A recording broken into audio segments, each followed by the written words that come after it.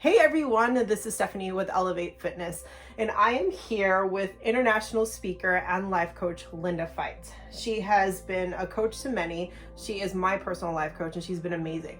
So we are calling our sessions, this is session number 1 of Mind Pump. You guys ready for it? Mind Pump. So Linda, tell us about today's topic that we're going to be talking about. Stephanie and I were talking, and I said, do you think people are finding themselves being kind of snippy and grumpy? And she said, yeah. And I thought, well, I'm finding myself being that way. So if I am, and you are, we probably find other people. What do you do about that? With COVID-19, what happens is we're all crammed into a space together, and we can't get away to do our normal coping routines. So we're kind of stuck with each other. Can't get out, can't get to another room, can't get a change of scenery. And so the snippiness and grumpiness, it tends to grow and grow. Well, there's 4 places you can look to figure out why is this snippiness taking over my life right now. Okay. We call it the HALT method. Okay. So number 1 is the H. Check and see, am I hungry? Pretty simple, isn't it? But if I am hungry, it is very likely I'm going to get snippy. So I need to go and find something to eat. It's so true. Yeah. Number 2 is the A. Am I angry? Now, that's a tricky one for a lot of us because I don't know about you, but I was raised believing that I was not supposed to be angry. My mother's favorite words were, you shouldn't feel that way. So that brings us to the 3rd one, the L, the lonely. Okay. Pretty clear what we need to do about that. And again, with the COVID-19 stuff, that is one of the ones that has been most bothersome to people is we can't get out and be with all the people that we want to be with. We can't be with our loved ones. And even if we do go out, we're not supposed to hug them and touch them and stuff. Well, what fun is that, you know? So we feel alone and lonely, especially if you live alone and you're sheltering by yourself or with only 1 or 2 other people.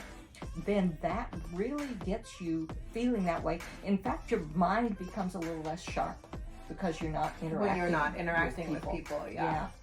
So if you find that loneliness is the issue, and you know that you can't get out the way you always would have, you're trapped inside, think of what can I do to create some sort of contact with people, maybe with my pet, maybe with waving at the neighbors. And then the T, H-A-L-T, the T is, am I tired? Being home, you would think we would all be well rested. No way. Because what's eating on us all the time is several things. One is, what are all the things I need to do around here that I'm not doing because I just am tired because of all the restrictions.